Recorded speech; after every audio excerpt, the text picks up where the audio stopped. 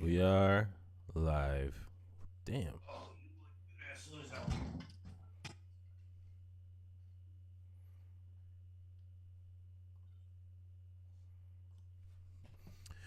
Welcome, ladies and gentlemen. Welcome to episode 68 of the Splash Cast Saturday Morning Live. Thought y'all was going to get the whole episode. Nah. Welcome, y'all. I am your co-host, Reggie, fully refreshed.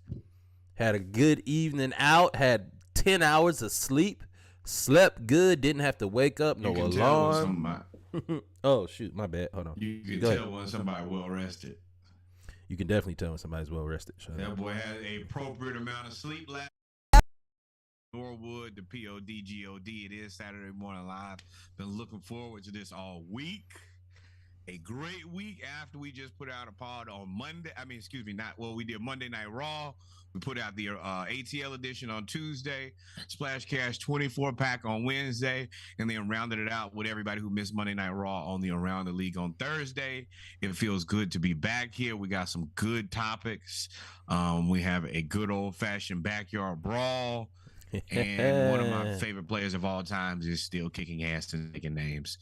Who? Per the usual. Well, we'll see. I know what you're talking about. Well, ladies and gentlemen, y'all know on Saturday Morning Live, man, we really just come up here on Saturday. We really just come up here to, like,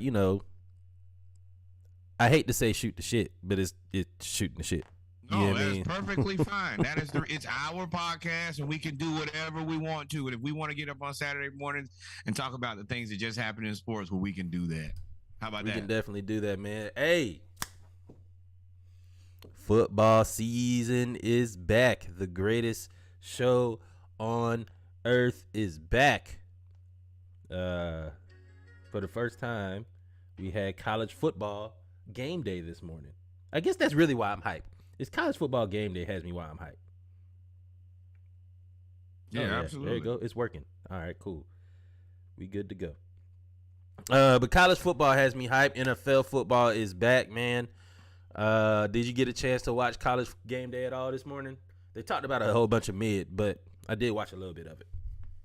Well, yesterday while I was doing, the podcast research, I looked at the games and I said, no. And then, of course, this morning, I've been doing podcast stuff all morning, and I'm not going to invest what little free time I do have on my beloved Saturday mornings looking at guys who are not very interesting in football. We have real football here now. Don't have to – in that – I think mid is, like I told you before, that's a stretch. Well, you see, the truth is here, and the truth will set you free, apparently, today. Realest podcast in the world. Today is no different. I came here to tell the truth. Yeah, you're right.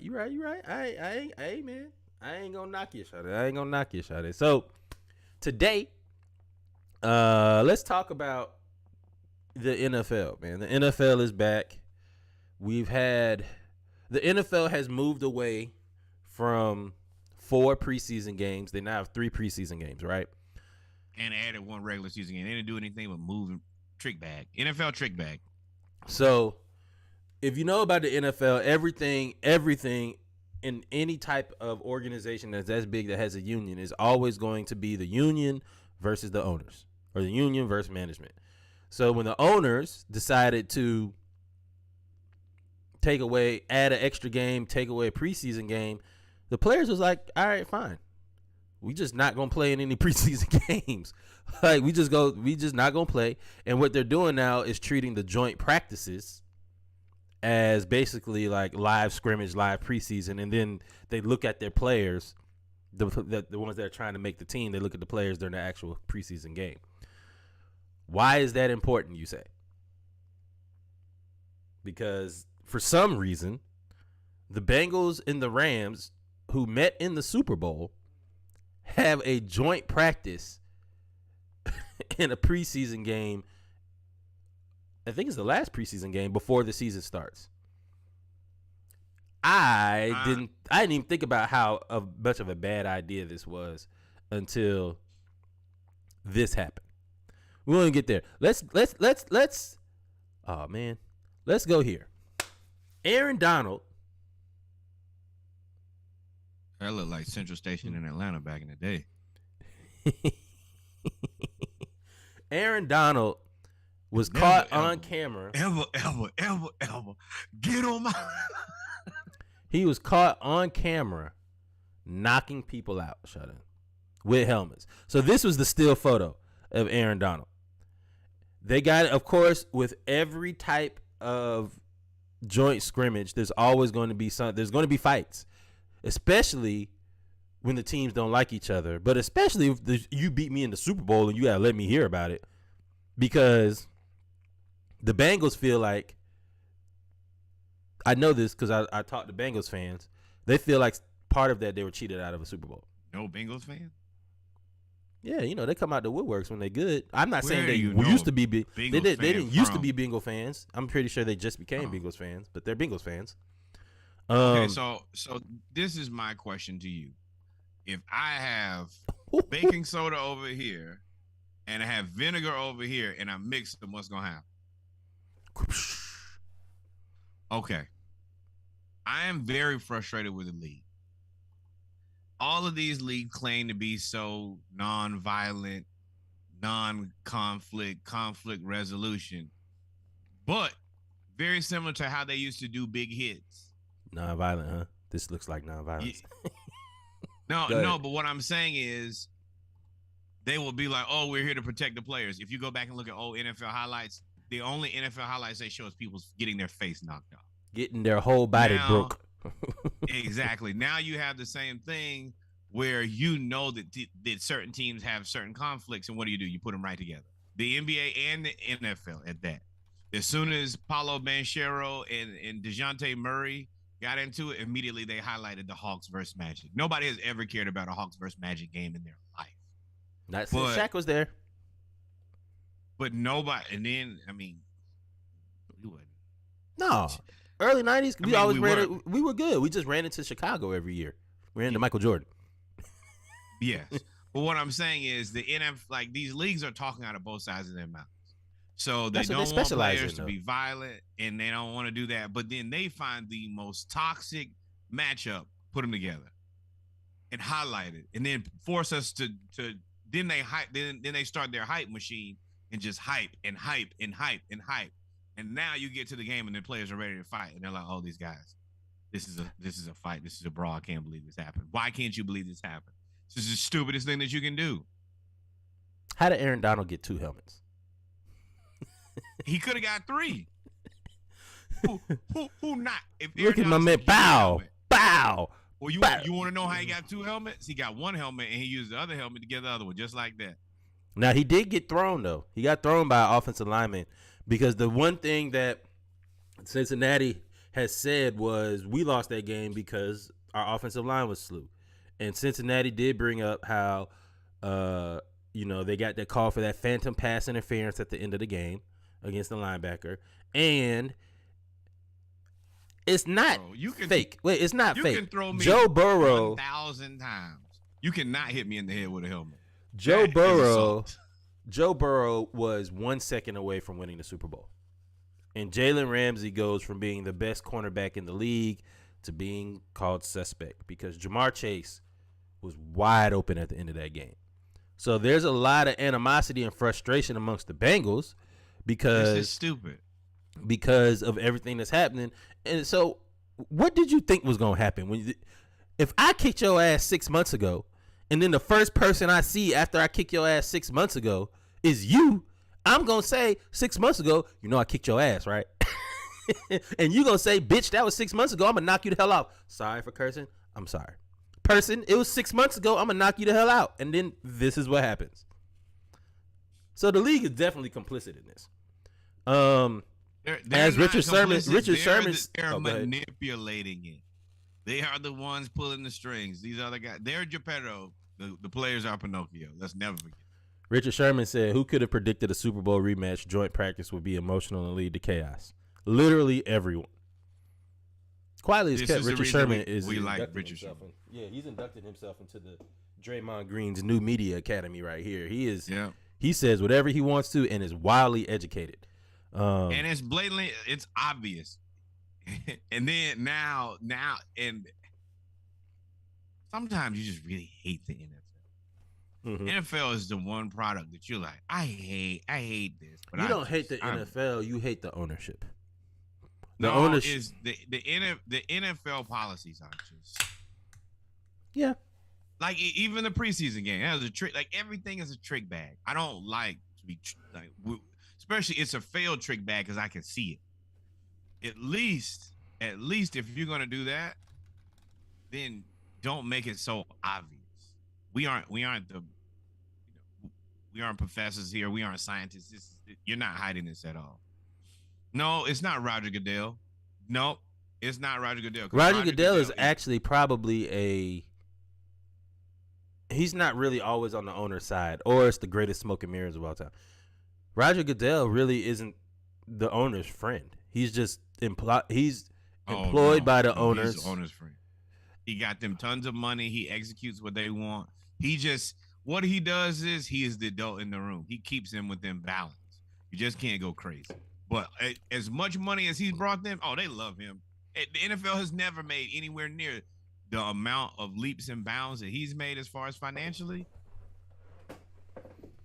Yeah, I guess y'all are right. It's kind of like your parent. All right, I don't like this, but at the end of the day, I know that you still have my best interest in mind. Yeah. So let's take this back to football a little bit on the field. So while we were talking about this fight, we have some friends in town, and one of them is from Houston, and he is a Texas dude through and through. He's a Houston Texans fan, Houston Asterisks fan. That is unfortunate. Hey, and if you want to get off of the trash can beaters and join the Atlanta Braves bandwagon, we still have room.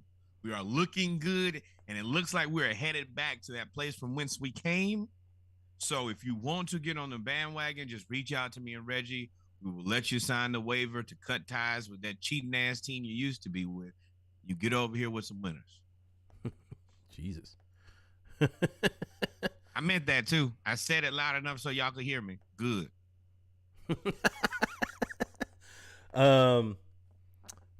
Yeah. But anyway, he is one of the players that he really, really likes is Matt Stafford. And we had a discussion. And he said Matt Stafford is a top 6 quarterback in the league. No, he ain't. I don't agree with that. No, he ain't. Because he ain't right. So where do you rank Matt Stafford right now? After the Super Bowl, where do you rank Matt Stafford? The same place I ranked him before the Super Bowl. Kind of good, but still kind of mid. So where is He's that? not a top-tier quarterback. He's the guys right under that list. So 7 through 10? Maybe. Let's go through. Yeah, let's go through it. Mahomes, Allen. Let's get the easy ones out of the way. Brady, Rodgers. Who else? Lamar I'm Deshaun. gonna put Joe Burrow above him. Lamar Deshaun. You gonna put Joe Burrow above? Deshaun. Yes. Yes. If you're telling me right now, the Rams would rather have Joe Burrow than Matt Stafford. I forgot his name. I disagree with that. I'm going to tell you the 3 guys who I think he's in the conversation with. Maybe 4 guys. It's about to be real disrespectful. Y'all hold on to your hats. No, it's not. Dak Prescott. Sneaky, you tripping. Russell Wilson. Derek Carr. Maybe Kyler Murray. Those are the guys who I think are in his group. So where does he rank? I mean, so he's he 11? You named 10 quarterbacks. Is he 11? Is he 9? Is he 8? He is somewhere between like 9 to like 12 for me. Because I think that he is probably a better thrower of the ball than Dak Prescott, but I think that Dak Prescott has better intangibles. I do not think he has better intangibles. I think that who has better intangibles? I do not think that Dak Prescott has better intangibles than Matt Stafford. I blatantly disagree. Matt Stafford played with nothing but tangibles in Detroit. Intangibles. Like he ain't had everything out there was grit and being in leadership. And Calvin Johnson. For the first part. For the first part. For the first part. Like Calvin Johnson retired 5 years ago. He's in the Hall of Fame. He retired 7 years ago. 6 years ago. Yeah, 2015. To me, and I'm going to tell you, it's really him and Russell Wilson, and I don't know who I pick out of that. Because Russell Wilson had his I think that Russell Wilson takes the Rams to a championship too. I don't. I think Russell Wilson's good. I don't think he does. Why do people think that Russell Wilson has fallen off the bandwagon other than Pete Carroll has gotten rid of that entire team? If not for Pete Carroll, none of that happened. So before you pivot, let me get my 10 out. That's not a pivot. That is the closest comparison I have to Matt Stafford to me is Russell Wilson. The rest of the guys that we named, I think are head and shoulders above better than Matt Stafford. Whoa. So Tom Brady. No. Yes, head and shoulders. The shampoo. Let me say my 10. Tom Brady, Aaron Rodgers, Josh Allen, Patrick Mahomes, Lamar Jackson, Deshaun Watson. Who was your 7? You said. So this is where it gets tricky to me because I don't think he belongs too much. I think he belongs in the 7 to 10 range. To me, I think he belongs. I think the way that he played with the Rams, I don't know if you would swap him for Joe Burrow. The only reason you would swap him for Joe Burrow now is age. But in terms of quarterback play right now, I think Matt Stafford, Joe Burrow are complementary. So I don't necessarily put Joe Burrow above Matt Stafford, right? Because Joe Burrow was trash before he got Jamar Chase. Well, he got hurt. I ain't gonna say he was trash. He just got hurt. So that is the reason I'm pushing back on Joe Burrow. Joe Burrow was hurt. Matt Stafford got hurt too. Yes, but then when he was unhurt, his team immediately went to the Super Bowl. Fair, with no offensive line. And and the Bengals, we can agree, are a bad team before Joe Burrow. Oh, they went to the Super Bowl. I was like, we cannot agree to that. But before Joe Burrow, they were a bad team. They're trolling you about Cooper Kupp.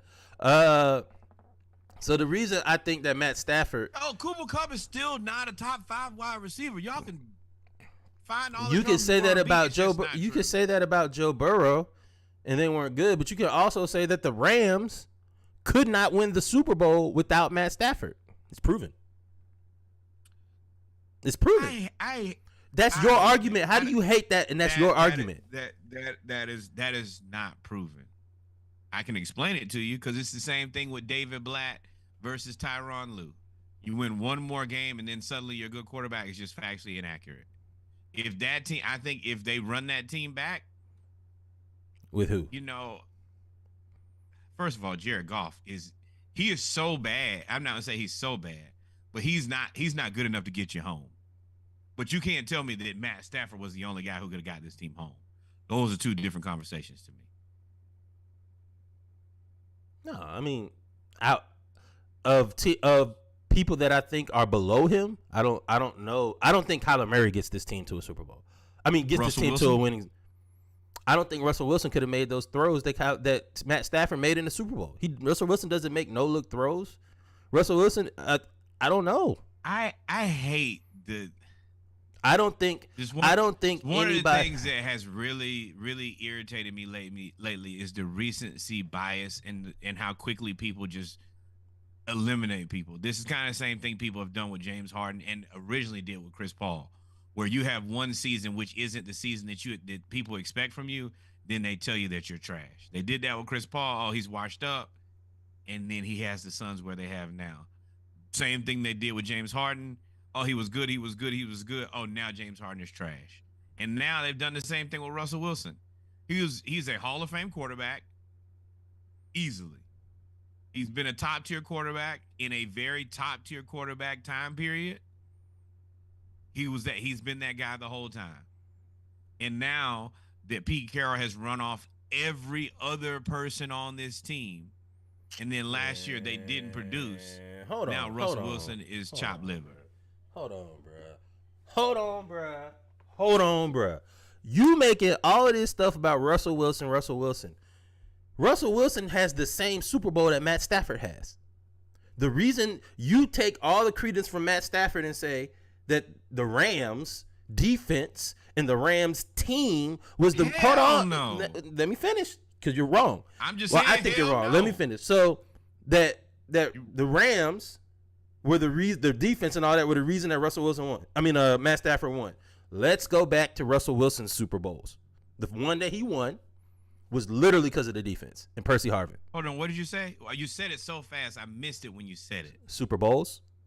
Yeah, he only has one though. He's been to two. He's only had one. Okay. And let's wait, but you didn't let me finish my point. Go ahead. Let's get. So Russell Wilson's defense for the Seattle Legion of Boom is regarded as one of the top defenses of all time. They beat Peyton Manning and the Broncos? Peyton Manning and the Broncos by halftime. They had 2 pick sixes, a kickoff return, and the defense and the MVP was a linebacker. Russell Wilson did not really impact his Super Bowl win. One. And I hate doing this because I feel like I'm caping for the white guy over the black guy. But in the name of sports, I'm telling you. And then in the second Super Bowl, the defense played okay. But they put the ball in Russell's hands, and instead of running the ball with Marshawn Lynch. Also, Russell Wilson had Marshawn Lynch. So for you to discredit Matt Stafford and say anybody could have got them to the Super Bowl, anybody could do that. Well, you can say the same shit about Russell Wilson's Super Bowls. Yeah, Marshawn Lynch is one of the greatest defenses of all time. So when you say stuff like that, you are contradicting yourself. You're contradicting yourself. Okay, so the difference is that who was the quarterback in Seattle before Russell Wilson? I don't know. I'm sure you don't know. Because the guy was irrelevant. You know who else was irrelevant then? The Seattle Seahawks. When Russell Wilson showed up, the Seattle Seahawks became irrelevant. Wrong. Matt Stafford. Go ahead, but you're wrong. What were they? So what were they before? When Pete Carroll got there and the Legion of Boom showed up, they became relevant. Not Russell Wilson.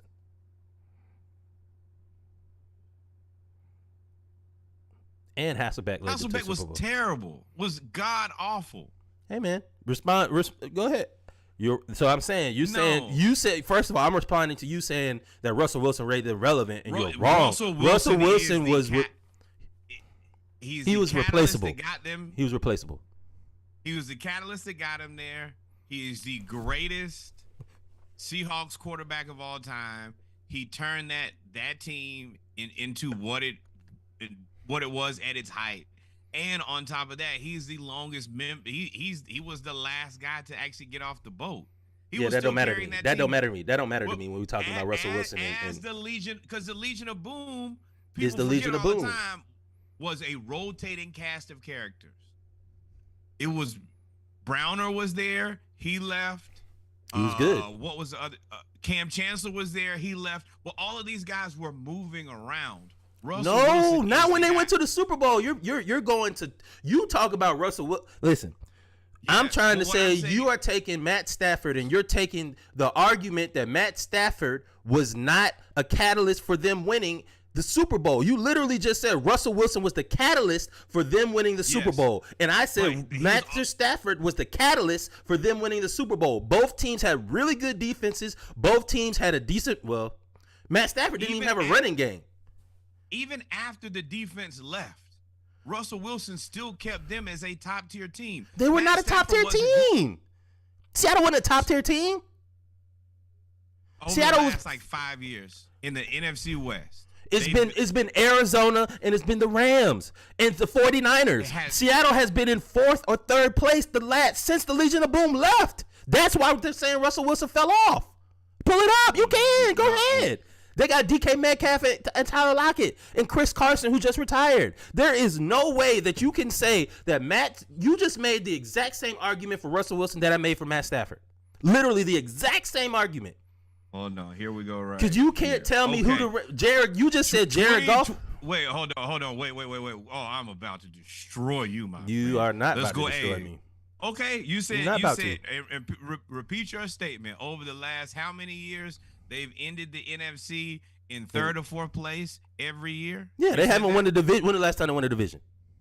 Okay, first 2020, they went 12-4. They won the NFC West. In 2020?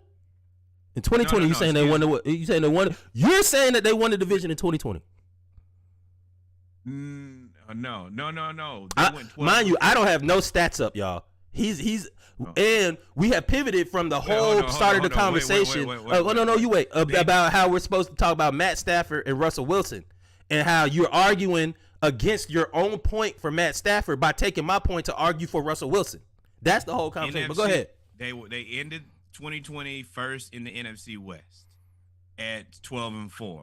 2019, they ended up second in the NFC West at 11-5. 2018, they ended the NFC second at 10-6. 2017, they ended the NFC West in second. 2016, they ended the NFC West in first. 2015, they ended the NFC West in second. 2014, they ended the NFC West in first. 2013, I can't even find the last time they. When did the Legion of Boom leave? When did the Legion of Boom leave? They weren't there that whole damn time, Reggie. So and wait, time out. You keep cutting me off and then telling me time out. Because I want to address what you said. Because you're pivoting from the original conversation. No, I'm going back to what you're saying. You said that they've ended up third or fourth for the last 3 or 4 years. You're right. I was wrong on that. I was wrong. That was factually inaccurate. Let's get to the original conversation. You said that. No. Listen, stop talking. You said Russell Wilson. Not a pivot. Oh my God! Please stop talking, bruh. You said Matt Stafford. Anybody could have got that team to a Super Bowl, right? Anybody could have got that team. You could have replaced him. And then you said, you brought up Seattle. We started talking about Russell Wilson, and we talked about Super Bowls because you said Russell Wilson right now is better than Matt Stafford. You rank him higher than Matt Stafford. I said, okay. And you said, let's go to Russell Wilson Super Bowls then. Russell Wilson, Super Bowl, he was irrelevant. He didn't do shit for that team to win a Super Bowl. Nothing.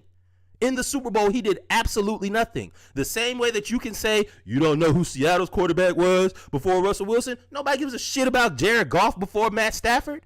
Nobody. Matt Stafford went over there and was Matt Stafford was the catalyst for them to win the Super Bowl. Just like you said, Russell Wilson was not. Jared Goff? No, what draft pick was Jared Goff?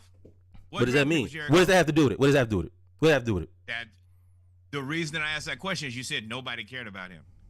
Yes, once you fit, nobody gave a shit. They traded Jared Goff mid-season. Nobody gives it. He was not one to get them over. But he got them to a Super Bowl. I mean, that's not a small feat. Last time I checked. You think Jared Goff got them to a Super Bowl? So you think Jared? Wait, hold on. No. Wait. No. You think Jared Goff got them to a Super Bowl, but Matt Stafford did? Mind you, they had the exact same team. Okay. Minus Jalen Ramsey. So follow. That's a hell of a minus, ain't it? I'm talking about defense. They were defense run-based off team. How much better is your team with Jalen Ramsey? Actually, they did have Jalen Ramsey, didn't they? They did have Jalen Ramsey. I lied. They did have Jalen Ramsey when they went to the Super Bowl. Stricken that from the record. Both times. So let's follow your logic here. Follow my logic, because you still haven't answered me about Matthew Stafford and Russell Wilson. So go ahead. So if we're going to say that Matt Stafford is good enough to win them a Super Bowl, then Jared Goff must also be good enough to get them to a Super Bowl. I'm going to follow that logic. If one qualifies, then the other would have to. Okay, go ahead. I'm going to let you finish. Go ahead. That is my point for that. But I also would like to go back to the Legion of Boom. I want to see when that ended. It ended after Russell Wilson had already got the Super Bowl because of them. Russell Wilson's Super Bowl, if you're going to say Matt Stafford's Super Bowl is cloudy and all that, you have to say that about Russell Wilson. You cannot. Super Bowl out there. That was the original conversation. How are you going to throw out the original conversation? because I'm trying to continue to evolve the conversation. To what? There are points. To what? That even after the Legion of Boom had gone on and done everything else, Russell Wilson still kept this team intact and kept this team competing at a high level. Matt Stafford never got his team to competing at a high level with anybody or without. Matt Stafford never had the Legion of Boom. Okay, is it fair to say that all of Matt Stafford's teams were worse than Seattle? Worse than Seattle? All of them. Even with Calvin Johnson, all of them were worse than every team that Russell Wilson has been on in Seattle. Who was good on Seattle for the last 3 years? I don't know. Who was good on? I don't know. Chris Carson. Okay, thank you for proving. Tyler Lockett. 12-4 with Tyler Lockett and Chris Carson. What you think that Jared Goff is playing with guys substantially worse than Chris Carson and Tyler Lockett? And no. The Lions? Yes. Hell no. You crazy as fuck. You crazy as hell. No. If you don't think that the Lions, if you don't think that the Lions roster was worse than Seattle. If you think that Chris Carson is that much better than the starting running back for the Lions, I am gonna just disagree because that sounds asinine. Not right now. Not they got because they got what's his name? No, never. But who's the starting running back? Who was the starting running back for the Lions when who's the starting running back? Who is the starting running back? Don't forget. They Tell me anybody. Who is their starting running back? Who was their starting running back in Detroit of all the years that he was there? Don't look it up. Tell me anybody that was the starting running back for Detroit. Don't look it up. Nobody. Tell me exactly. That's your logic. Who was the tight end that they had? I can't think of his name. Exactly. Isn't that what you did to me? I know you can't. Exactly. That doesn't mean that you're right. First, DK is terrible. Josh is an asshole talking about Barry Sanders.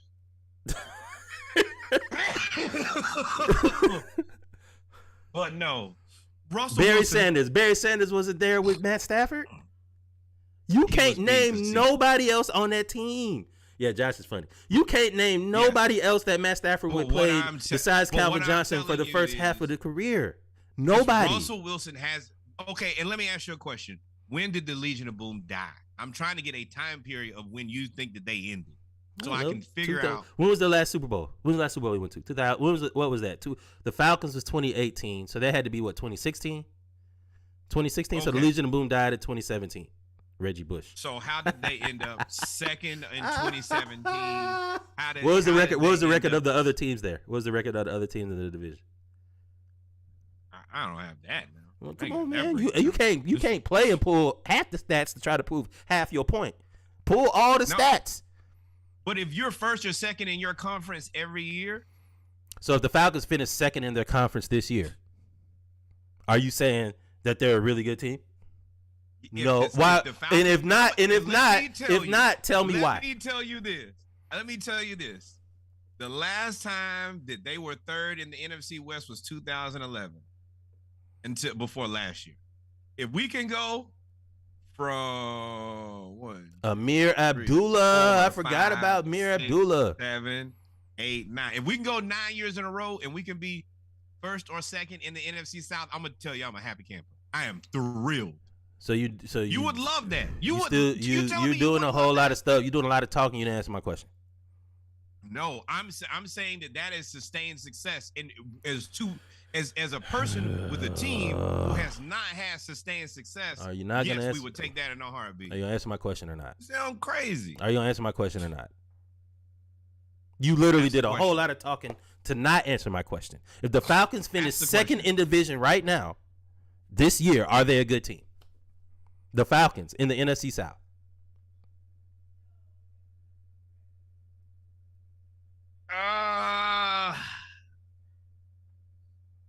There is.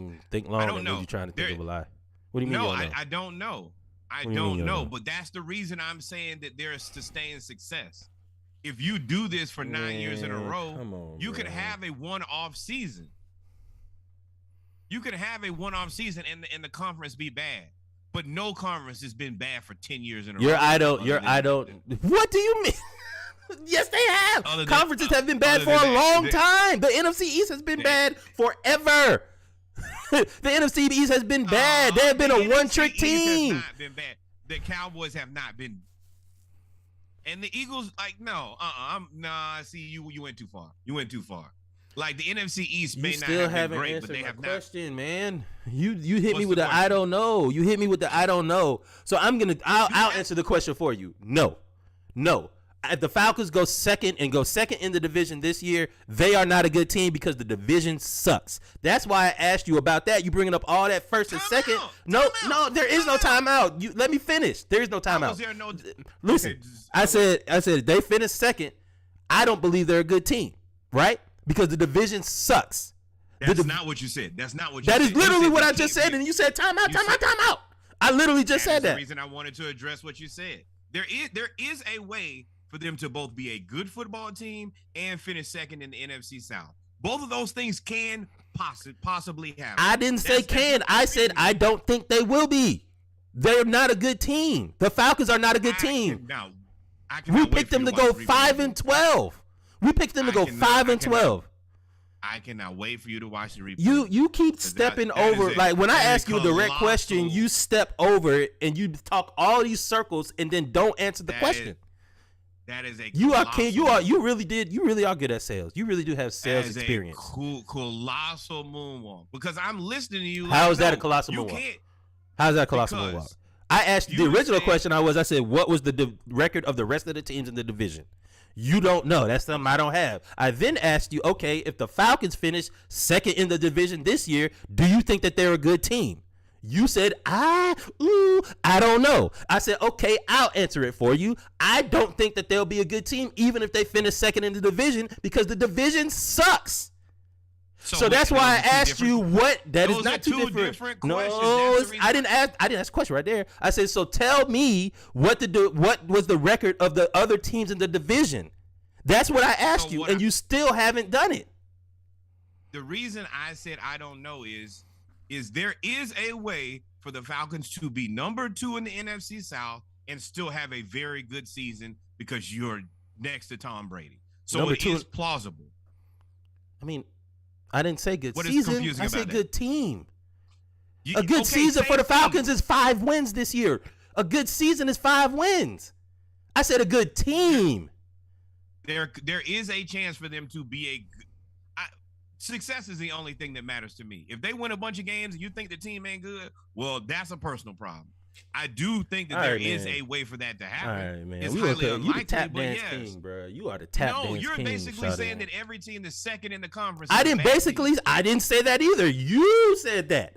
I said that tell me what the other record was. I never said every second team basically nothing. When you say you basically said, that means you about to make something up. I said that if the Falcons finish second this year, they're still not a good team because the division is horrible. So then I asked you, I related that back to, well, you keep bringing up Russell Wilson was second in 2013, second in 2015, tell me what the rest of the division was. Because if the rest of the division finished 4-12, then I don't give a shit about his second thing because he could have finished whatever. It don't matter. I don't care. Well, we know the team's NFC West, right? Now we know that the 49. We know the 49ers are a pretty good team regularly, right? Now. Okay. Not regularly. Over that time period, they weren't. When you brought up that time period, they weren't that good. Matter of fact, this is very easy for us. Since we've been to the Super Bowl as Atlanta Falcons, they've been good. Every year. Yeah, when they got Kyle Shanahan. Okay. That's the reason it's very easy. So, y'all having a whole other... Look at the IG chat. I'm listening. Look at the IG chat when you get a chance. They talk about going mad in the NFC East. Oh boy. But yeah, so we already know that the 49ers have been good for the last little bit of time. We know that the Rams are the Rams. They went to the Super Bowl with Jared Goff. The other team is Seattle. That's the team in question. And what's the last team in the NFC West? Jesus. Cardinals. The Cardinals. Yes. The Cardinals are the only team that I would consider not really good. The other 3 teams are historically good teams. How can I look up the records of the NFC West? You have to do NFC West, and then you would do 2021. No, there's a way that you could look at it all. Here you go. You could look at it all by year. Can't you? Can't you look it up by year? People. So who do you think is a better quarterback, Russell Wilson or Matt Stafford? Right now? Career. No, lifetime. You're taking way too fucking long. Boy, I can't believe you still waiting. I would probably say Russell Wilson has had a better career. But Russell Wilson has also had better teams. When at what point in either of their career has Matt Stafford been a better quarterback than Russell Wilson? The whole, all the way up to, I don't know. I would probably say all the way up to the Super Bowl year. The Super Bowl year? Man. Let's see if we can open this up. The Super Bowl year, I would say. What was the year they won the Super Bowl? 2015? 2013. 2013. Right? And the year before they won 11-5. Uh-huh. So basically, yeah. No, this one I can't. I don't think that Matt Stafford and Russell Wilson need to be ever in the same category, as far as I'm concerned. I think that is immensely disrespectful. So Matt Stafford threw for more yards 2011, 2012, 2013. Let's look at 2014. 2014, 2015, 2016, 2017, 2020, and 2021. Matt Stafford threw for more yards. Let's look at touchdowns. We are rolling today, boys. Yeah, we ain't gonna make it through the rest of the list. We could go ahead. It's well, we can, because we got how do I get to career? Here we go. Career. Yeah. Matt Stafford threw for more yards every year, except for one. Let's look at touchdowns. I think Russell Wilson got him on touchdowns. Nope. The year that Russell Wilson threw 40 touchdowns is 2020. 2020, Matt Stafford threw 38. So no. By stats, by looking at stats, Russell Wilson hasn't had a better career than Matt Stafford. I'm looking at the stats. I'm looking at it right now. So are we not accounting for the fact that his team was better? Typically, that his team was better. You gonna let me finish? Come on, circle on, circle around. My bad. Go ahead. Circle back around. The main one. So yeah, you should probably throw for more yards if you're always playing from behind. Yes, if you're always trying to get back into a game. Oh my God! Yeah, those are the Dak Prescott stats. I'm sorry, but yeah, you throw a bunch of passing yards because you always losing, bro. Oh my God! By that logic, then the Jaguars should have the highest passing quarterback of all time every year. By that logic, they're always behind. So this is the thing. Before Russell Wilson, were the Seahawks a respected organization in the NFL? Before Russell Wilson? Yes. They went to the Super Bowl. Yes, they were. Yes. Wait, hold on. Okay. So timeout. I'm going to follow that logic. Are the Jaguars a respected team in the NFL? Not right now, no. Didn't they go to a Super Bowl? Not recently. Okay. When they were good. I mean, not when they were good. When they went to that Super Bowl, were people like, we respect the Jaguars? Yeah. When they went to the Super Bowl, they were respected. Matter of fact, the Jaguars didn't go to a Super Bowl. So your entire argument is flawed. They didn't go with no. Okay, it's Carolina Panthers. Even better. They've been multiple times, haven't they? Or just one with Cam? Didn't Twice. they do? They went with Deshaun Foster and Jake Delhomme and Musa Muhammad. And Steve Smith. At that time, yes, they were. At that time, yes, they were. The same way the Seattle Seahawks were a respected organization when Russell Wilson got there. Because they had just Tim Hasselbeck had taken him to the Super Bowl. I want to say Russell Wilson got there, 2000 and I got it right here. He got there in 2012. They went to the Super Bowl, 2009? So imagine that. He got there in 2012. They went 11-5 and lost in the division.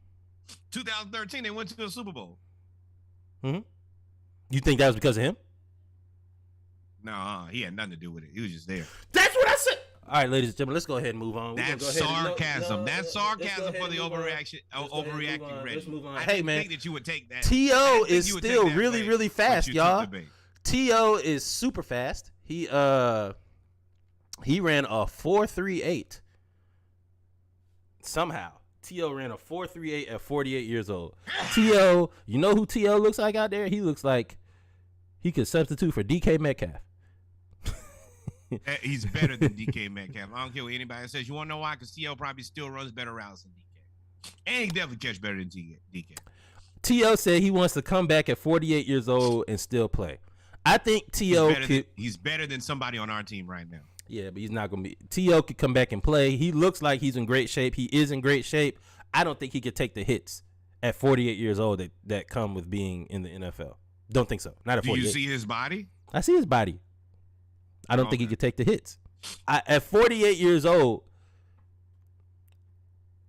that bounce back, that recovery and bounce back ain't the same as you are at 28. No matter how good you look. You can look good all day. Okay.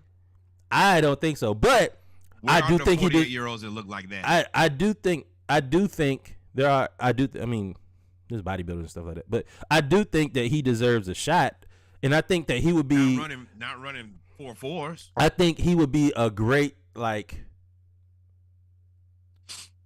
if he pulled a Gronk. I could see him. Red zone weapon. I could see him and Gronk coming back to Tampa Bay at week 13, right before. Bless you. Right before. I could see him coming back week 13 with Gronk and going with the Tampa Bay Buccaneers to try to get a Super Bowl, or going to the Kansas City Chiefs, someplace where they run like a wide open offense, and he doesn't have to get hit as much. Nobody's taking him, but he should be taken. And that's the plight of Terrell Owens. Yeah. Yes. It's more of his personality the reason that his career ended, not that he was done producing. Yeah, I don't think this has to do with personality. I think he's 48 years old. I don't think he has the recovery time to come back. I don't think he'll be able to recover as quickly. I think at 48, for the last 10 years, he's been good enough to play on the NFL roster. I don't care what anybody says. At 38, yes. Players on my roster. At 38, he probably could recover faster than he could at 48. But at 48, he's not going to recover. I don't think he is. He's better than somebody on the Jets every year. He's better than somebody on the Lions every year. You say that about everybody. You could say that. I could go to somebody in the CFL. No disrespect, Terrell Owens. I could go to somebody in the CFL and say, well, he's better than half the players on the Lions, on the Jets, on the Jaguars. I can, the Falcons got offered from the CFL. You see what Chad Jones, he was like, yo, I went to the CFL. These guys are good. There are just not enough spaces for everybody to play. If you were running a team right now, knowing everything you know about T.O., would you sign him at 48 years old? Allergic to all that bullshit you're speaking. I am the absolute. No, I'm allergic to kicking your ass all the time. You have not kicked my ass at all. Literally, we have an audience that says you have not kicked my ass. Multiple people in your fraternity. They can be fools too. This is not. You sound like Liz Cambage. What, you talking about great WNBA player? Let's just make sure we clarify that. No, you sound like everybody else has if everybody has a problem, then everybody got a problem. We both say, no, if everybody got a problem, it's probably you. This is not everybody. But back to my original point, which you tried to spin away from. This is most I forgot. Talking about I asked you. No. You're King Pivot. I will bring it back. I asked you if you were running an organization, knowing everything you know about Terrell Owens at 48 years old, would you sign him? I'm the wrong guy to ask that question because I'm biased. My AOL scream name was LHSTO, so yeah, I'm definitely not the guy to ask. I would have brought him back every year. I wasn't talking about every year. I was talking about right now. So is the answer yes? Hell yeah, he can play for the Falcons. If I'm the GM, I will cut one of those guys and put T.O. out there. Yeah, Drake London, T.O., Kyle Pitts. Let's figure it out. Oh, yeah, and CP.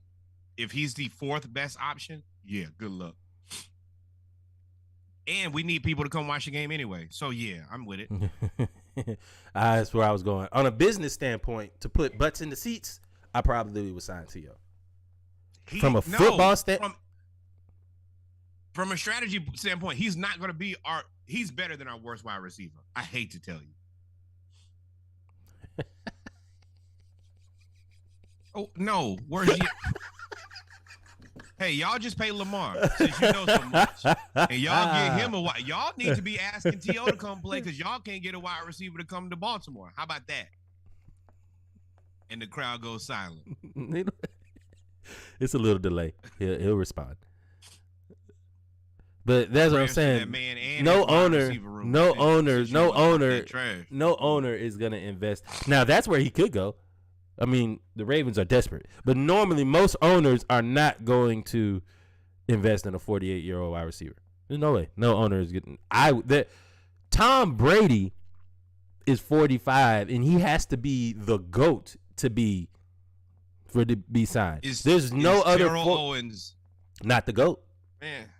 No, but what I'm saying, Terrell Owens is better than somebody on the Ravens wide receiver in the Ravens wide receiver room. 100%. I would give him a shot. I don't know. He'd have to be amazing at 48 for me to sign him. You just saw him run a 4.4. What are you talking about? I mean, DK runs a 4.28. DK can't catch nor run routes. Those are things that are very important. I just responded to you saying it was how I read a 4.4. Oh, my bad. Man, I cannot wait to see DK and Tyler Lock and Geno Smith so y'all can see how not good DK really is and how good Russell. I'm so pissed that y'all think that Russell Wilson is just hot garbage now. Nobody, you put in words, nobody said that Russell Wilson was hot garbage. Nobody said that either. Nah, fam. Y'all have disrespected Russ in a way. How? And I'm not even. Nah, y'all. How? Ooh, I hate that he went to the fucking Broncos, who don't give him really enough weapons. The Broncos have probably one of the sneaky best rosters. Sneakily. The offense is not it. I don't care what you say. I've looked at that offense top to bottom. Have you? That offense ain't it. Oh, it is a lateral move. I want him to be successful. Because I think that Pete Carroll ran off the whole damn team. Hold on. You said it was a lateral move for him to go from Seattle to the Broncos offensively? Is that what you said? Yep, shoot him. Why is this not updating? Or is everybody's talking in this chat. So let's go to, since we here, we potting now. We didn't even get to Chet Holmgren yet, which is sad. No. So they got Jerry Jeudy, Cortland Sutton, Javonte Williams, Melvin Gordon. I don't know. I'm not going to pretend. Lloyd Cushenberry, who's one of the top centers. I don't know anybody else on. I don't pay attention to offensive line. And then there's insane.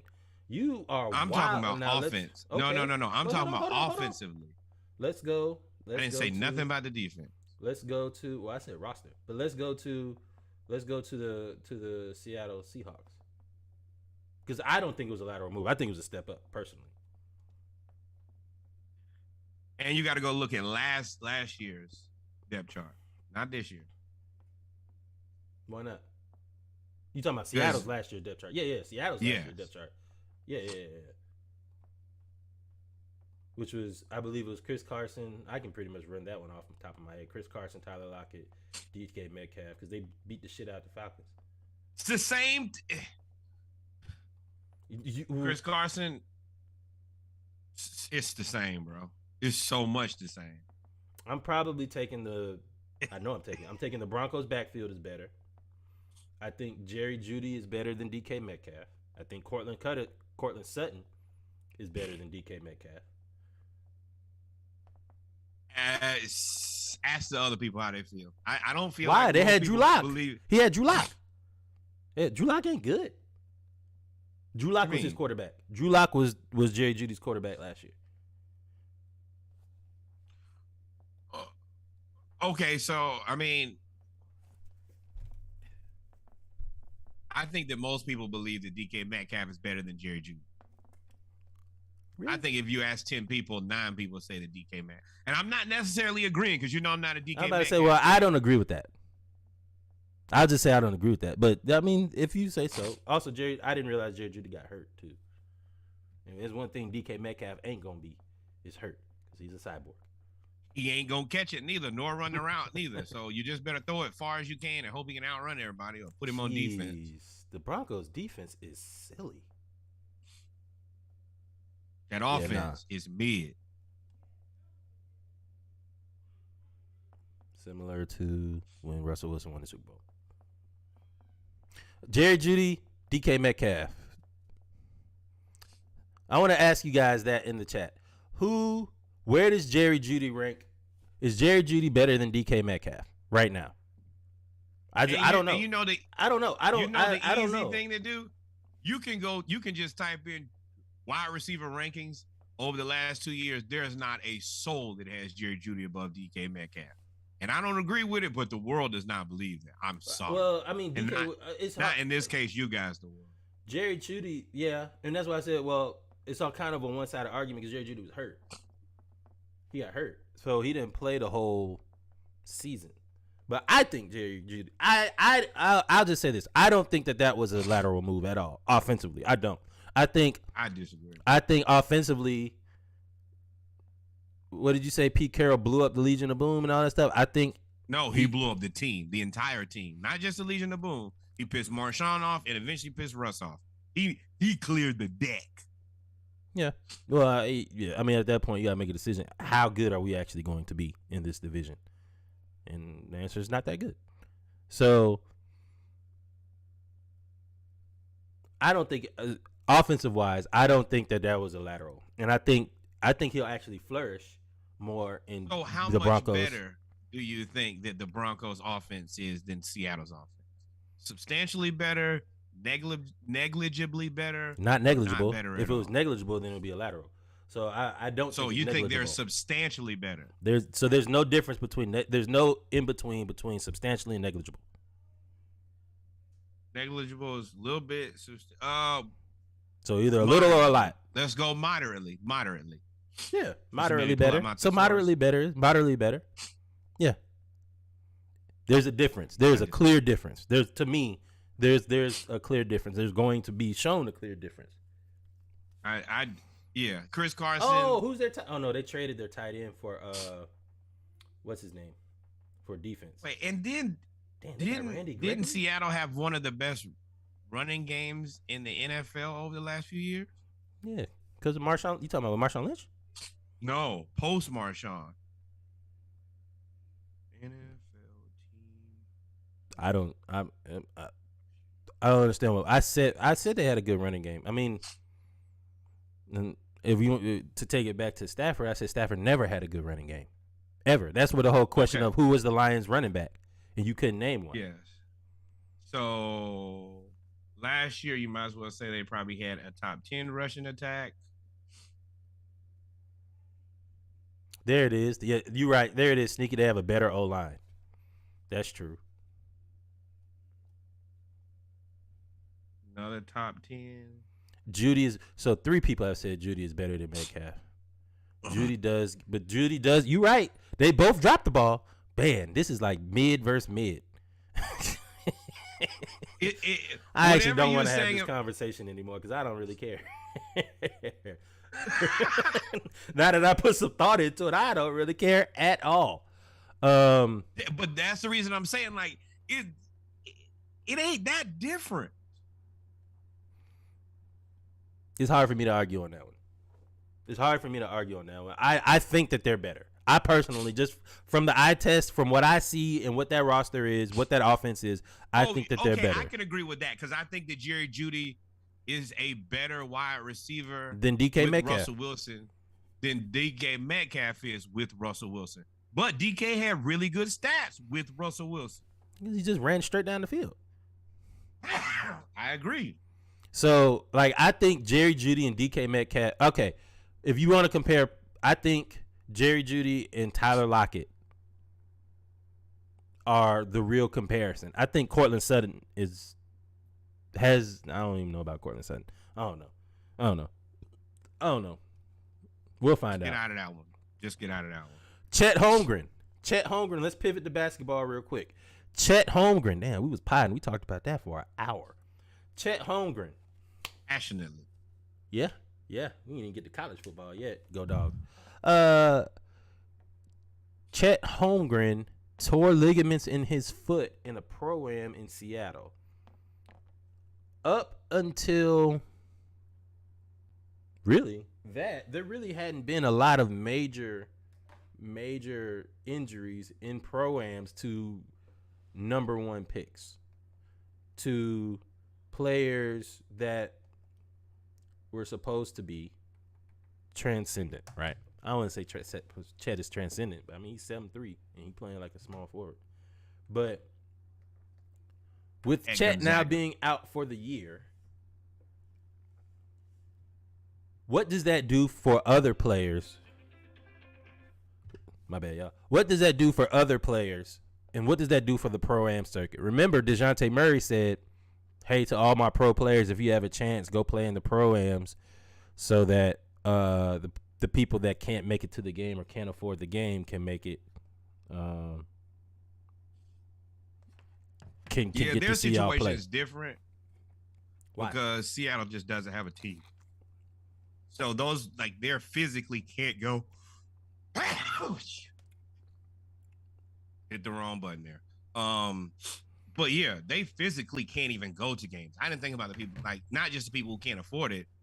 You have to go to a whole nother place to watch NBA. Mm-hmm. So yeah, I definitely understand that. They're gonna put too much emphasis on where it happened instead of it just happened. People get hurt every year. You won't ban every place that people get hurt. Or what about all the people who get hurt training? You wouldn't be like, oh, don't train anymore in the summer. It's just an accident that happened. And I hate to be the guy who said this already, but you can look at his body and there are already questions about his durability. Man, that's not fair, man. And that's why I hate that he got hurt, because I don't think that's fair. Because Joel Embiid wasn't super skinny when he hit. Everybody that is that height or normally 6'11", 6'10", 7 feet have foot problems. KD had a foot problem when he came in the league. Joel Embiid had a foot problem for 2 years. Ben Simmons had a foot problem. Everybody at that age has foot problems. He came down wrong and torn a ligament. That don't have nothing to do with his body build. You're talking about two guys who have good physical frames, and you have the unicorn in Kevin Durant. I don't think that Chet, you can't ask him to be Kevin Durant because there's only one Kevin Durant. I think you're missing my point, but go ahead and let you finish. Joel Embiid, no, I'm going right through what you're saying. Joel Embiid, you're right. He did have a foot problem, but he was physically big enough, and you could tell that his body could handle man weight. I don't think, and Ben Simmons always had man weight.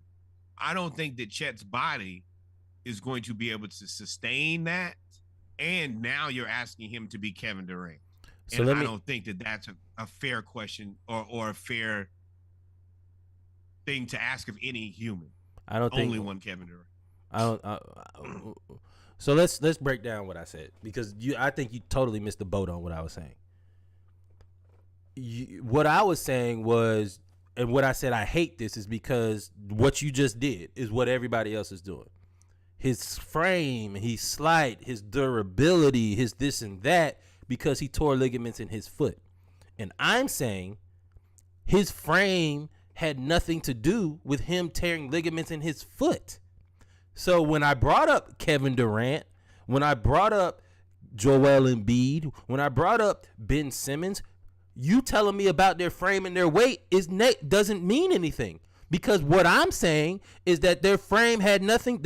Everybody has foot injuries that are normally that tall. Not everybody, but foot injuries are common for people that tall. The frame had nothing to do with it. So that's why I said I hate that you're using him tearing ligaments in his foot as a justification to push the point that his frame is not going to allow him to play in the NBA. Those are two separate arguments to me.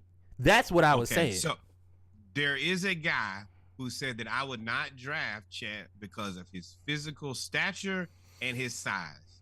I had questions. Well, he had questions about his durability and possible injuries. And then Chet gets injured before he plays his first NBA game. Now, maybe that's just coincidence, or maybe the guy got it right. I don't know which one it is.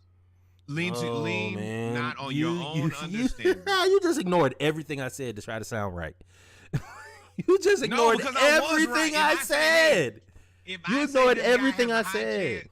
If I say that this guy has a high chance of getting hurt, and everybody's like, oh, no, and then he immediately gets hurt, oh, well, it's just by chance. I just predicted it by chance then. That's exactly what happened. I just got really lucky. Okay. You got it. You win. You I said it was going to happen and it happened. What do you mean? How do I lose? How do you lose that one? Please explain to me how I explained it 3 times. I just said you are taking him tearing his... You explained it. That doesn't mean that it's right. Those are 2 different things. Those are 2 different things. You keep cutting me off when you asking me to explain it. Doesn't make you right either. I'm saying you're using the fact that he tore his ligaments to push the narrative that his frame isn't ready for the NBA. And I'm saying him tearing ligaments in his foot have nothing to do with his frame. So everything that you're talking about after that is just pivoting. Again, I guess we'll have to see next season, huh? I said foot injuries are common. Full stop. Has nothing to do with his frame. Exactly. Okay, I guess we'll have to see next season because he won't play this season. You love to switch an argument to try to sound right. You do. You just did it again. You did it this entire hour. I can't wait. Like, what did you say? I can't wait for you to go back and watch the tape. Go back and watch the tape. Go back and watch the last 4 episodes. I ain't calling you a pivot god out of my ass. That was because you pivot. You definitely did, and I'm pretty sure it hurt too. But even moreover, I said no. Ain't no pause. I imagine to be very uncomfortable. But as far as I'm concerned, yeah, I said that he. Yes, Sneaky Ben back is still broke too. Who was the only guy who predicted that one? Oh, my bad, just me. 2 for 2 out here. But yeah, maybe, just maybe, we'll figure out in the future that he'll just be this bastion of health. We gonna call you gray zone. You operate in gray matter. Like you operate in the gray. Mr. Right. I prefer Mr. Right or Mr. Perfect. You can call yourself Mr. Right or Mr. Perfect all you want to. Everybody knows that's a lie. Did I say that there's a high probability that he would be injured? Yes or no, Reg? You said yeah. It's a high probability that his frame won't hold up in the NBA. Is what you said. I didn't see that. That's a smooth moonwalk. That's what you said. That was I didn't moonwalk at all. I have not moonwalked at all. You just refuse to actually listen to what I'm saying. I answered your question. I said yes. Okay. And I'm telling you, I predicted that he was going to be injured. So let me ask you a question. Let me ask you a question. You're not right, though. So does him tearing his ligaments in his foot have to do with his frame? It has to do with his body for sure. Does it have to do with his frame? Yeah. And that's where we disagree because my entire point was no, it doesn't, which is why I brought up Joel Embiid, who didn't have a slight frame, which is why I brought up Ben Simmons, who didn't have a slight frame and had the same foot injuries. They had both broke their foot. The same way that we had the same way that we had to wait for Joel Embiid is the same way we're going to have to wait for Chet, is the same way we had to wait for Ben Simmons, is the same way we had to wait for Kevin Durant, is the same way. It's the same thing. Okay. But you, Mr. Pivot God, Mr. Gray Matter, Mr. Operation in the fuzziness. Nobody looked at Ben Simmons. Your logic is nearsighted. All of the logic and facts that you prove are nearsighted. Like everything is blurry. Nothing really is clear and makes sense. Josh, that is a straw man argument, and I'm calling bullshit. I'm not. I didn't pull that out of anywhere, and I didn't predict that he would get hurt at any point. I said that he was. You just said you predicted it. I was not done with the statement, but I'm gonna drink my water. Please stay hydrated. But yeah, no, I didn't predict that he would get hurt at some point in his career. I said it was going to be tough for him to start out, and he didn't even get to start. He played against one NBA player, and now he's out for the season. So would you have said the same thing about Joel Embiid? No. Why? And I think that because Joel Embiid has a frame. Even after he broke his foot? So when he broke his foot, yes. Was that because of his frame? No. So when Chet tore his ligaments, no, it's not. Wait, no. So when Chet tore his ligaments, how is that because of his frame? When Joel broke his foot, and it's not because of his frame. One of those players is substantially stronger than the other player. That is not answering the question. That right there, pause, full stop, 1 hour, 10 minutes, 43 seconds is an example of a pivot. Where did I pivot to? I just asked you. You said Joel Embiid is substantially stronger, but you just said. Where did I pivot? Where did I pivot? You pivoted to Joel Embiid being stronger than Chet Holmgren. That's a pivot. When I just asked you, I said, did Joel Embiid's frame have to do with his foot? You said no. I said, did Chet Holmgren's stuff have to do with, how does Chet Holmgren's frame have to do with his foot injury, but Joel's frame didn't have to do with his foot injury? And then you pivoted to, well, Joel Embiid is stronger. What the fuck does that have to do with what I asked you? Okay. Because this is the thing that I am most confident about this situation. As long as you I'm answer going to the question. continue. I'm going to continue to be right about Chet. And we're going to have to see. But no, I said number one, don't draft this guy first. Oh, so now we pivoted. This conversation has run its course. You haven't answered the question. We can just continue you say it to runs its course when you don't answer questions. So let's find some football. Go ahead. Finish your thought, because that is rude of me. I apologize. Please finish your thought. At the end of the day, I've been right about Chet, and I'm pretty sure I'm going to continue to be right about Chet. Okay. We'll see, though. But we're going to have to wait till next season because he's out for this season because he's injured, like I said. But maybe I just got lucky. Norwood Stradamus.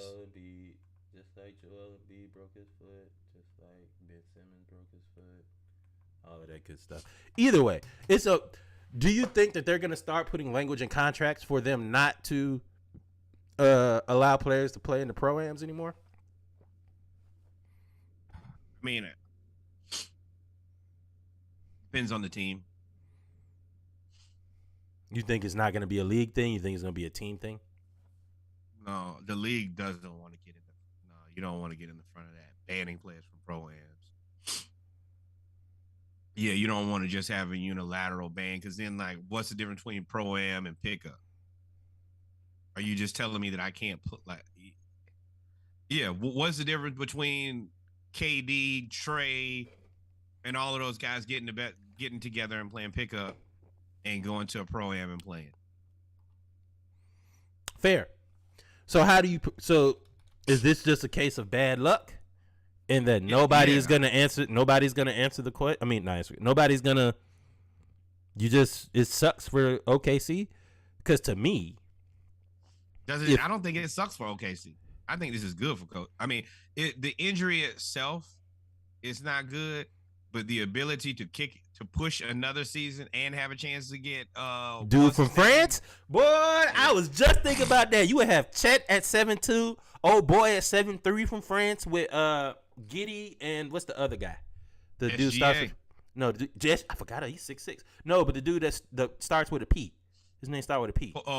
Pokashevsky. Pokashevsky. If you put that's a huge lineup. That's 7'3", 7'2", 7 feet. I'm sorry, 7'3", 7'2", 6'10", 6'9", 6'6". You on your pick swaps to keep. On your pick swaps, you're going to be able to keep the best pick, and it should be pretty high. Because if both of the teams are kind of competitive, then you end up with a bunch of like 13, 14 picks that are not bad, but just not great. Mm-hmm. But in this case, since your team is going to be so bad, you're probably going to have another year of a pretty high pick and probably you're going to probably be able to keep all your pick swaps too. So you probably have multiple good picks. Fair. So even if you don't get one, if you really, if you want to get out of this next year, you might, I don't know what they got, but I know they got a ton of picks next year. You might package 2 picks up and say, hey, let me get old boy from France. Or if you really, want to get aggressive because you see where the Rudy Gobert situation is going, you might give him 3. But you have the capital to do it, and now you're right. If you look at SGA, you look at Giddey, you look at Pokashevsky, 6'6" to 7'3", that's evolution. You look at Chet, and you look at the Frenchman. Then at that point, you're probably at a point where you can get out of rebuild and go into compete mode. Especially as some of these teams who are kind of older are going to start, like the Lakers got to make some real decisions here pretty soon. The Trailblazers got to make some decisions soon. Utah got to make some decisions soon.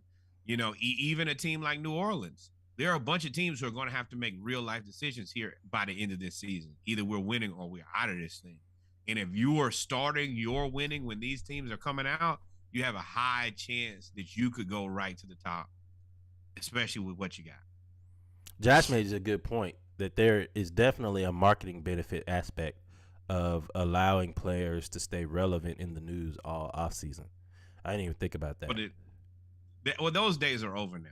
There's because never a of point social media. where there's never a point where there's no relevancy. I mean, we podcast all year round for a reason. The structure changes, but there's never like, oh boy, we don't have anything ever to talk about. I mean, you have your lulls, but for the most part, the players, with social media and 24-hour relevancy, always some shit to talk about. Shit. Yeah. It's just highly unfortunate because I really was looking forward to Chet playing, not to either try to prove that he could play or not, because I'm not necessarily against the bandwagon of he's going to have to put on weight to be able to survive. But why? And do you think he can do it? Right. That's an aspect I was looking forward to. But from what I've seen, now I will say it is the off season. You, huh? Hold on. Do you think he can put on weight? Yeah. I think anybody can put on weight. I think it's the willingness to. I don't think like Kevin Durant to me is, like you said, is the unicorn. Nobody only Kevin Durant could come in the league that like that and not really gain weight and still be a top 2 player in the league. Yeah, I mean, even LeBron had to gain weight. But LeBron had the frame to gain weight. Like, look at a guy like Kristaps Porzingis. Still about the same size. He's never going to be able to put on any weight. Pokashevsky, he's going to be the same way. You think they're just going to be like a thin frame of iron? I mean, look at even John Collins. John Collins trying to can't really do it. Who else? Oh, like Christian Wood. Like he's got enough weight, but I'm sure another 20 pounds on Christian Wood makes him a different player, I think. Well, it makes him a true center at that point, right? Yeah, I mean, but he played center in the past, and I think his expectations, he's a center now. That ain't gonna work out. It's just, or like, nah, I can't say that. Anthony Davis has a frame. Anthony Davis put on hella weight. Yeah, he put on hella weight. I'm going in my head like as fast as I can, trying to think of guys who are just. But it's like that's going. It's actually more guys in the NFL in the NBA that put on weight that didn't.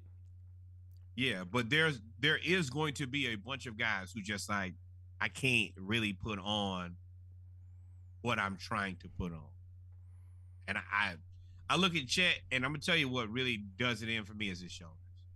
His shoulders are very concave in.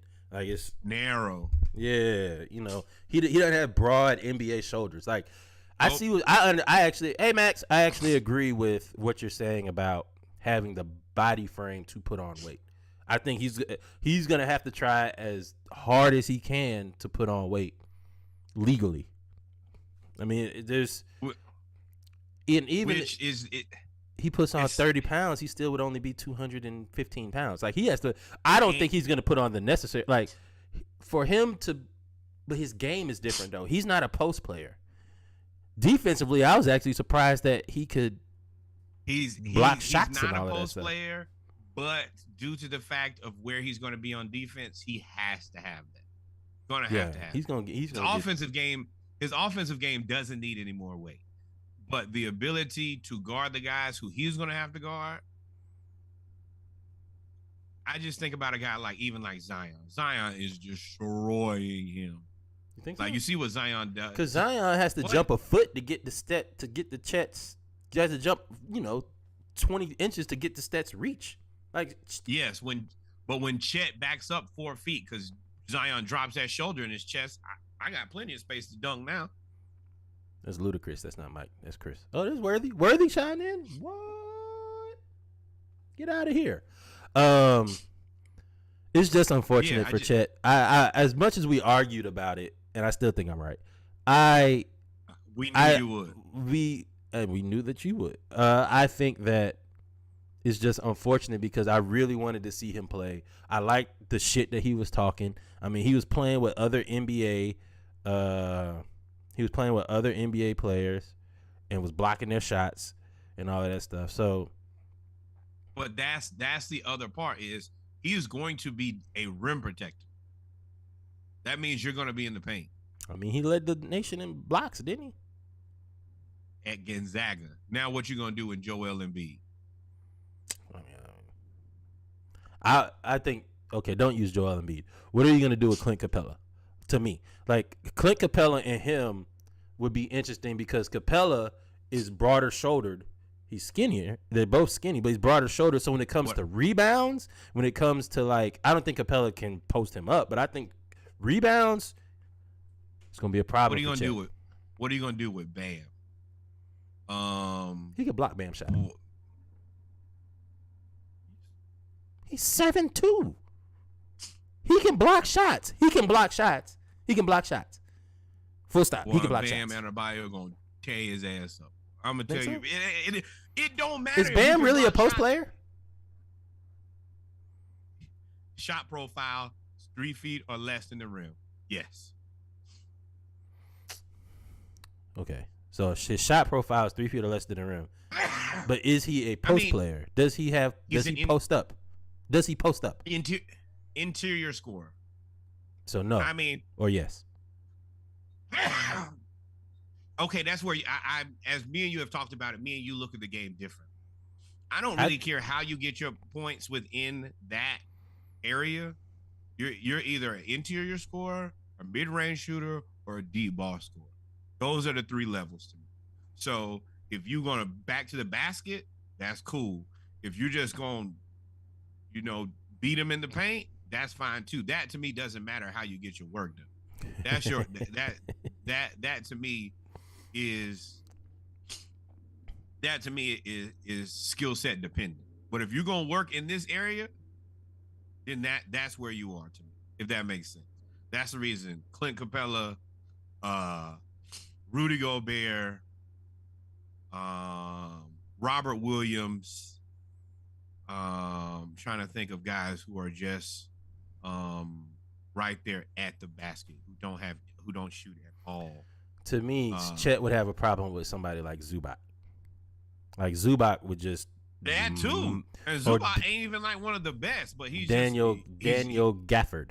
Also, you also got to look at not for nothing because I do want to get to Gafford quietly kind of good too. I want to talk about he's just 6'9". I want to talk about I would probably say it has to be about how you use Chet.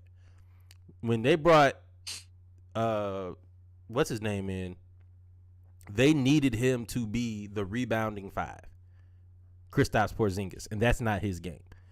I think when you have him in Oklahoma City, you need to bring in a center that is just to rebound. Right? Just rebound, play defense, kind of treat him like Minnesota treated Karl Anthony Towns. That's how you treat Chet Holmgren. You bring in somebody else that could rebound and be able to handle playing post defense. I don't think you use Chet in that mold. You asking for a lot when you've already got SGA. He's good. Can't really afford to get rid of him. Josh Giddey. He's good. Can't really afford to get rid of him. Those are 2 starters. Yes. Pokashevsky, you put Is a not lot a of draft starter. capital into him. Who's their 3? It's probably him now, but he didn't start last year. Yeah. He was off the bench. Yeah, but and Giddey was off the bench too. Yeah, I don't. Yeah, if you're gonna play your best players, Chet's gonna have to be a rebounder. I think that he's gonna have to be a good rebounder. And I think you can bring in. You have the capital flexibility to bring in just a Daniel Gafford. Bring in somebody that only doesn't debit. Bring in, I wouldn't say Clint Capella. Bring in somebody of that mold that is big enough to rebound the ball, and you would play Chet more as a stretch 4 versus putting him in the paint. So you really want him to be like John Collins.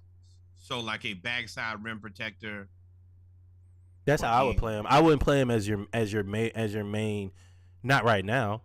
He's got to put on a 75 pounds before you can do that. Because there's no way he could.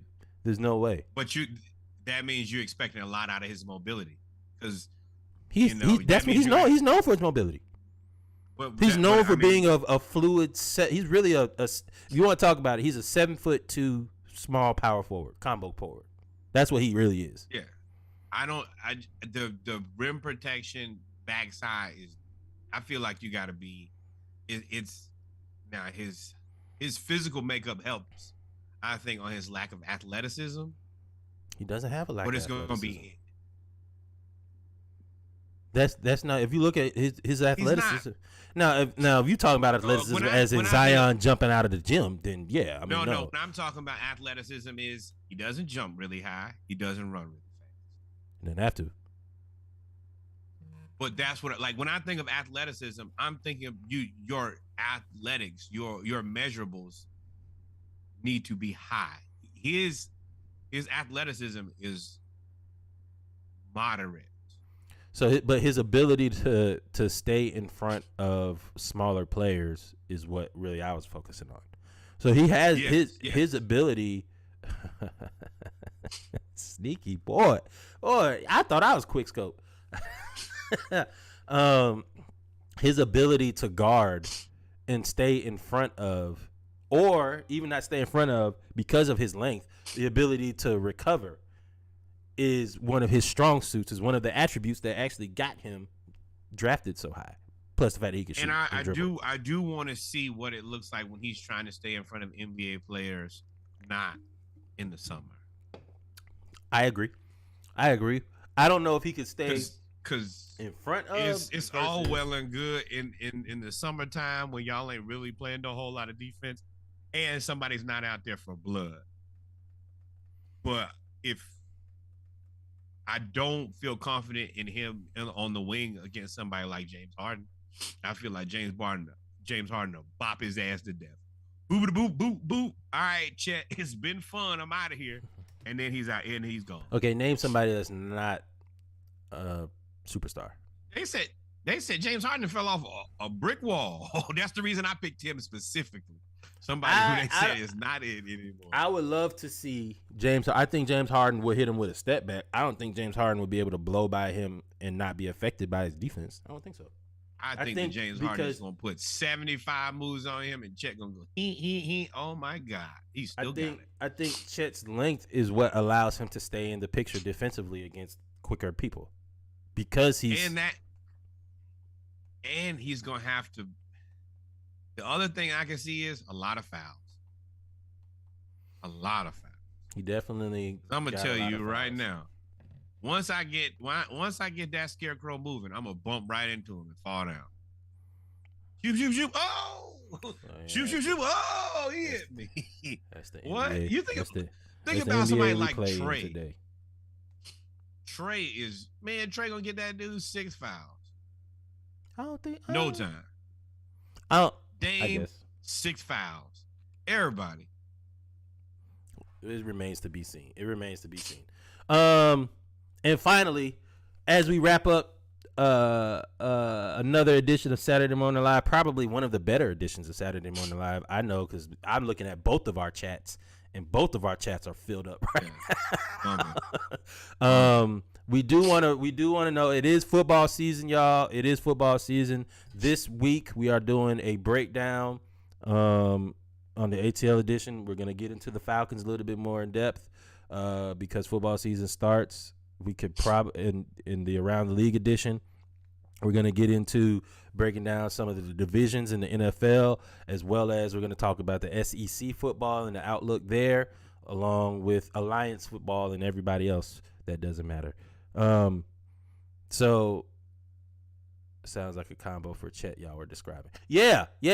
Worthy. Evan Mobley, how they make Mobley more than 5, although Mobley is more suited to play the 5. Man, Mobley hell no, man. Evan Mobley.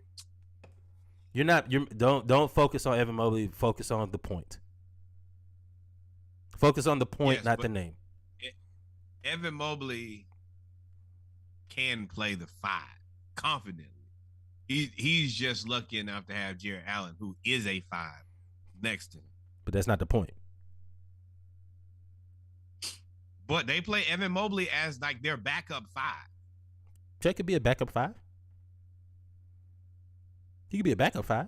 You put John Collins as the backup 5. You put Chet as a backup 5. The point was you could put Chet at the 4 and get a defensive minded person at the 5, and the example was Evan Mobley and Jared Allen, or Tim Duncan, David Robinson, or anybody of that sort. You could take a really tall player who is maybe not big enough to stay in the paint at all the time, but can at least stretch the floor and put him at the 4 and get a defensive minded 5.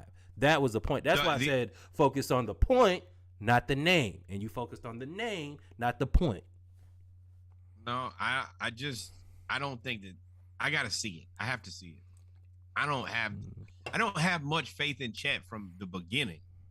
So I see what you're saying and I understand it, but that just doesn't jive in my.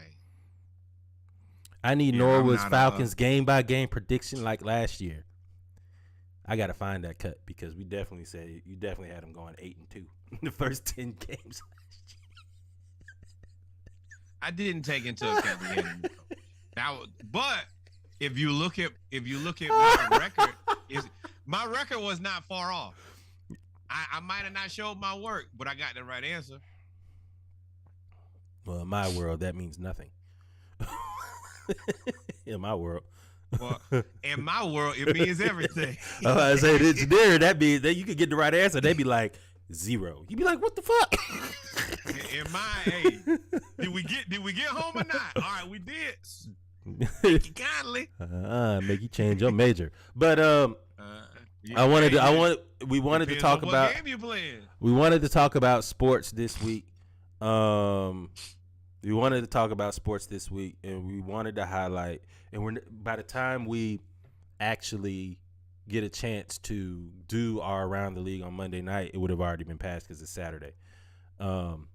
The MEAC SWAC challenges today at Georgia State is going to be between Alabama State and Howard. Howard had the number 2 offense in the MEAC last year, number 2 passing attack in the MEAC last year.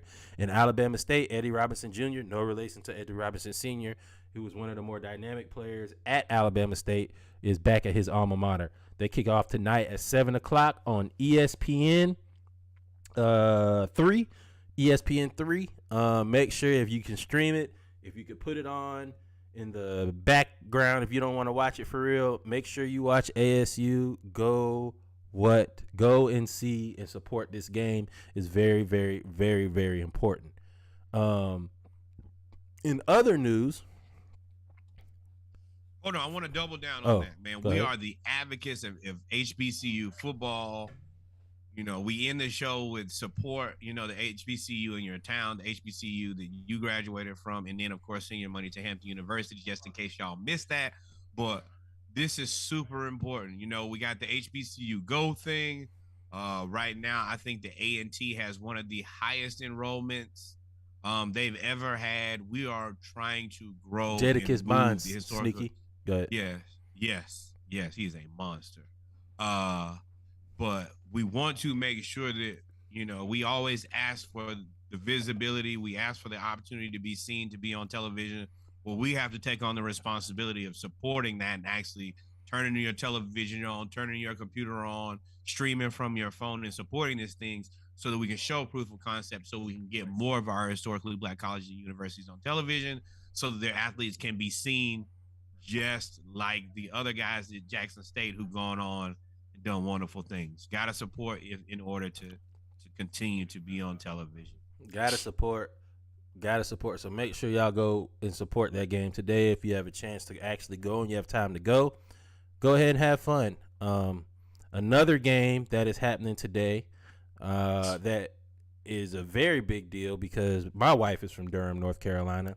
And when you talk about Duke, North Carolina, half of it is at North Carolina, and she's a UNC fan. North Carolina is playing FAMU today. I thought FAMU is picked to challenge Jackson State in the SWAC East after they made the move from the MEAC to the SWAC. They have a chance to challenge Jackson State. Matter of fact, they came in second in the SWAC East last year after losing the first game against Jackson State by 2 points. By one possession. I'm sorry. I think it was by a field goal. So I was really, really excited for this game of FAMU versus UNC, right? Then the news came out. You pointed this out to me that FAMU is down 20 players because of eligibility issues. In a statement, Rattlers coach Willie Simmons said the team initially decided not to play after learning Thursday night that 7 offensive linemen were deemed ineligible, with 3 others nursing injuries. The Rattlers to have just 7 healthy offensive linemen. But after further discussion, meaning contracts were signed, the team ultimately decided to play the game and flew from North Florida to North Carolina for the season opener tonight at 8:15 against UNC. We're going to go in depth for this in the HBCU segment because Norwood feels really frustrated about this. And if we talk about it now in depth, it's going to be another hour. Yeah. But this is discouraging. Because I'm furious. It's discouraging. Yes. I don't want – we don't have time right now to get into this like I want to. We will on Monday, though. We will. We will 100%. We will get into this. This is unacceptable. This is embarrassing. This is everything that every other HBCU in the world did not want to happen. And this is a game that me and Reggie have talked about and look forward to all year. And even more than that, we've been talking about, the Battle of Baton Rouge with LSU versus Southern, and how we would also like to see the same thing happen in Tallahassee with FSU versus FAMU. This is not helping that cause. And I'm not gonna get into it super deep because it's gonna piss me off. But this ain't it, man. That's it. Make sure y'all tune in on Monday. Make sure y'all tune in Monday as we discuss this game. Because a heated discussion on cutting the bullshit. Because FAMU, like I said, was picked to challenge Jackson State, and FAMU put in multiple players into the league. Mind you, they had a 5th-round draft pick that looks like he's probably going to start for the Cowboys, or at least be very, very influential in the defense. So this is with all of the HBCU news that has been garnered and all the attention that has finally been brought to HBCU to have an eligibility issue because of an internal process problem, perpetuates the stereotype of the runaround at HBCUs, which you're trying to get away from. Also, you got UAB and Alabama A&M next Thursday too. We'll talk about that on Monday as well. So make sure y'all tune in now. It's football season. About to be heavy football. Heavy football. Next week. A lot of beer betting. Betting beers next fantasy, week. Norwood, tell us about fantasy football real quick. Oh, yeah. We are putting together a 10-team fantasy league.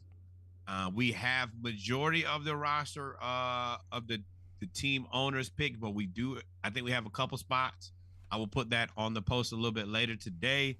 But I'm excited about fantasy football. Hopefully we get some content from some of these people who are not podcasters.